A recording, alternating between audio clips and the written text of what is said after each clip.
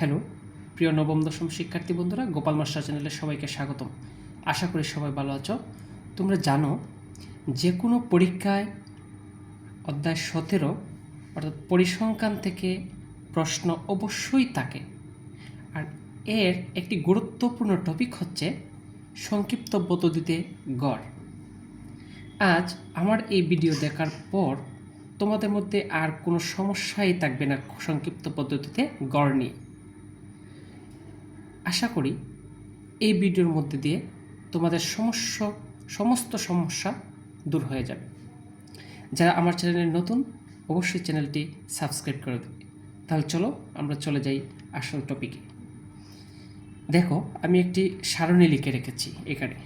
সারণী থেকে সংক্ষিপ্ত পদ্ধতিতে গড় নির্ণয় করা।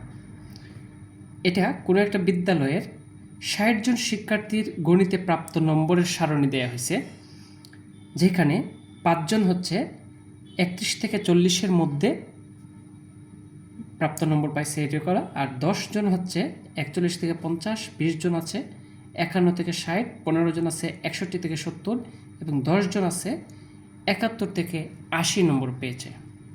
এই সারণী থেকে আমরা সংক্ষিপ্ত পদ্ধতিতে কীভাবে গড় নির্ণয় করতে হয় তা দেখব। তো এটার আগে যে জিনিসটা, সংক্ষিপ্ত পদ্ধতিতে গড় নির্ণয়ের জন্য যে সূত্রটি আছে, আমরা সূত্রটি একবার দেখে নিই। এই যে গড় নির্ণয়ের সূত্র, গড় নির্ণয়ের সূত্র হচ্ছে A plus summation of F I U I. এই সামেশন মানে হচ্ছে সমষ্টি। এফআই ইউআই যতগুলো থাকবে তাদের সমষ্টি হচ্ছে এই সামেশন।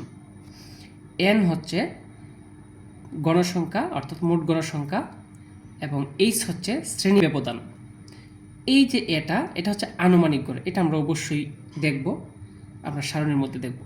তাহলে এর জন্য আমাদের যে কাজটা করতে হবে, সংক্ষিপ্ত পদ্ধতিতে গড় নির্ণয়ের জন্য এইরকম একটা চক তৈরি করতে হবে, একটা সারণী তৈরি করতে হবে, যেখানে কলাম থাকবে 5টা। কলাম থাকবে কয়টা? 5টা। অবশ্যই সংক্ষিপ্ত পদ্ধতিতে গড় নির্ণয়ের জন্য কলাম থাকবে 5টা, 1 2 3 4 5। আর সারি হবে, এখানে যে কয়টা সারি আছে 1 2 3 4 5 6, তার চাইতে একটা বেশি। কেমন? যদি 5টা এরকম থাকে, 5টার চাইতে একটা বেশি। এই যে উপরটা লেখার জন্য একটা থাকবে। তাহলে এই যে কলামটা তৈরি করলাম, সারিগুলো তৈরি করলাম, এটা দিয়ে আমরা সংক্ষিপ্ত পদ্ধতিতে গড় নির্ণয় করব। একটু খেয়াল করি, প্রথমেই শ্রেণী ব্যবধান। প্রথমটা কি? শ্রেণী ব্যবধান। পরটা হচ্ছে মধ্যমান, পরে গণসংখ্যা। তো শ্রেণী ব্যবধান তো অবশ্যই সারণীর মধ্যে দেয়া থাকবে এবং গণসংখ্যাও দেয়া থাকবে, এটা নিয়ে আমাদের কোনো চিন্তা নাই। শ্রেণী ব্যবধান, গণসংখ্যা লিখে ফেললাম। মধ্যমান, ধাপ বিচ্যুতি, এফআই ইউআই, এইটা আমরা কীভাবে নির্ণয় করবো একটু দেখি। মধ্যমান বের করা একেবারেই সহজ। এই যে শ্রেণী ব্যবধানটা আছে, সর্বোচ্চ মান যোগ সর্বনিম্ন মান, সর্বোচ্চ মান যোগ সর্বনিম্ন। তো এইখানে সর্বনিম্ন মান কত? 31, সর্বোচ্চ মান 40। হ্যাঁ, তো 40 আর 31 যোগ করলে কত হয়? 71। এইটাকে ভাগ করব আমরা 2 দ্বারা। 2 দ্বারা ভাগ করলে হবে 35.5। কেমন? তাহলে সর্বোচ্চ মান যোগ সর্বনিম্ন মান ভাগ 2, এইটা হবে মধ্যমান। এই শ্রেণীর মধ্যমান 35.5। এখানে একটা সহজ ব্যাপার হচ্ছে, আমরা শ্রেণী ব্যবধান মানে মধ্যমান প্রত্যেকটার জন্য বারবার এইভাবে বের করব না। একটা বের করার পরে আমরা দেখব এখানে শ্রেণী ব্যবধান কত। শ্রেণী ব্যবধান হচ্ছে এখানে 10। 31 থেকে 40-এর মধ্যে শ্রেণী ব্যবধানটা হচ্ছে 10। আমরা এইটার সাথে শ্রেণী ব্যবধানটা যোগ করে দেব। 35.5-এর সাথে যদি শ্রেণী ব্যবধান 10 যোগ করি, তাহলে হবে 45.5। পরেরটা আরও 10 যোগ করি, 55.5। পরেরটা হবে 65.5, 75.5। একেবারে সহজ, তাই না? চলে গেলাম আমরা ধাপ বিচ্যুতিতে। এবার চলে যাই, ধাপ বিচ্যুতিটা কীভাবে বের করবো। এই যে আমরা এক্সআই বের করে ফেলছি, ঠিক না? ধাপ বিচ্যুতিটা হচ্ছে এরকম, একেবারে সহজ। এটা এই সূত্র ব্যবহার করেও পারবা, সূত্র ব্যবহার না করলেও হবে। সূত্র ব্যবহার না করে আমরা একটু যদি দেখি, তাহলে এইভাবে দেখবা, আগে এখানে দেখবা কয়টা শ্রেণী আছে, 1 2 3 4 5, কেমন? তো এর মধ্যে একদম মধ্যের যে শ্রেণীটা, এই যে 1 2 3 1 2 3, এইটা, এই মধ্যমানের মধ্যে থেকে আমরা আনুমানিক গড়টা নিয়ে নেব। আনুমানিক গড় এই যে এটা, হ্যাঁ, এই আনুমানিক গড়টা আমরা মধ্যমানের মধ্যে থেকে নেব। এটা হচ্ছে আনুমানিক গড় এর মান, ঠিক আছে? আর এই আনুমানিক গড় যেই শ্রেণীটাতে নেব, ঠিক এইটার দাব বিচ্যুতি আমরা বসাবো 0। একটু পরে আমি সূত্র দেখাচ্ছি, সূত্র ব্যবহার করে দেখাচ্ছি, ঠিক আছে? আগে দেখে নিই। এরপর এই 0 বসানোর পরে নিচের দিকে আমরা ধনাত্মক 1 2 এভাবে বসাবো। পরে যদি আরেকটা শ্রেণী থাকতো 3, আর উপরের দিকে ঋণাত্মক মান -1 -2, আবার যদি আরও থাকতো -3, এইভাবে বসাই দেবো, ঠিক আছে? আচ্ছা, এবার একটু দেখাই যে এটা কীভাবে। তোমাদেরকে আবারও বলি, আনুমানিক গড়টা কীভাবে নেবা? এই শ্রেণীর সংখ্যা দেখবা হিসাব করে কয়টা, ঠিক মধ্যের মানটা, মধ্যমানের ঠিক মধ্যের মানটা নেবা আনুমানিক গড়, ঠিক আছে?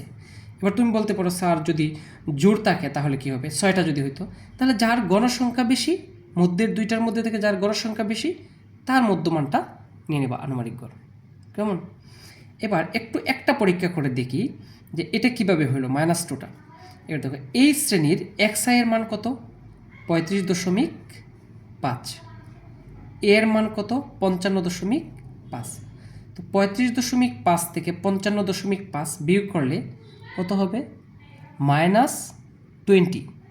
-20কে তুমি যদি কত, শ্রেণী ব্যবধান হচ্ছে 10 দ্বারা ভাগ করলে কত হবে?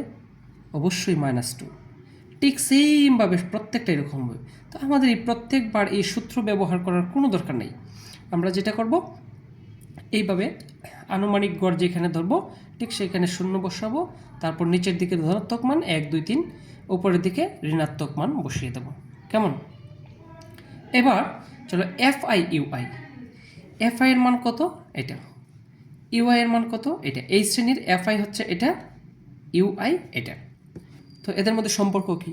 গুণ, FI UI ইন্টু হিসেবে আছে, তাহলে এই দুইটাই গুণ করে ফেলি। 5 2 10 -10, 10 একে 10 -10, 20 0 গুণ করলে 0, 15 একে 15, 10 2 20। ওকে, এবার এই যে এই সবগুলা যোগ করার মানে হচ্ছে সামেশন FI UI। সামেশন মানে এই যতগুলা FI UI আছে সবগুলার সমষ্টি। তাহলে আমরা বের করে ফেলি summation of FI UI।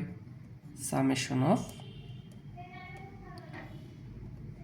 FI UI equal কত আসে লিখে একটু এখানে দেখো, ঋণ কত? 10 10, ঋণ কত হলো 20। তোমার কাছে ধন আছে কত? 20 আর 15 35। তো ঋণ আছে 20 টাকা, 35 টাকা তোমার কাছে আছে, তো ঋণ দিয়ে দাও 20 টাকা, তাহলে থাকবে কত? 15। এইখানে হচ্ছে 15। সামেশন অফ FI UI এর মান কত পাইলাম আমরা? 15। এইখানে এই যে গণসংখ্যা, মোট গণসংখ্যা হচ্ছে n ইকুয়াল 60। এটা আমাদের উদ্দীপকে দেওয়া ছিল সারণীতে, 60 জন শিক্ষার্থীর গণিতের প্রাপ্ত নম্বর। তাহলে আমরা পেয়ে গেলাম এর মান, পেয়ে গেলাম n এর মান, পেয়ে গেলাম FI UI এর মান। আর শ্রেণী ব্যবধান তো আমরা জানি, h এর মান কত? 10। তাহলে নির্ণেয় গড়, অতএব নির্ণেয় গড় A plus summation of FI UI divided by n into h। এর মান কত? 55.5, এই যে, প্লাস সামেশন অফ FI এর মান 15, n এর মান 60 ইন্টু h এর মান 10 55.5 প্লাস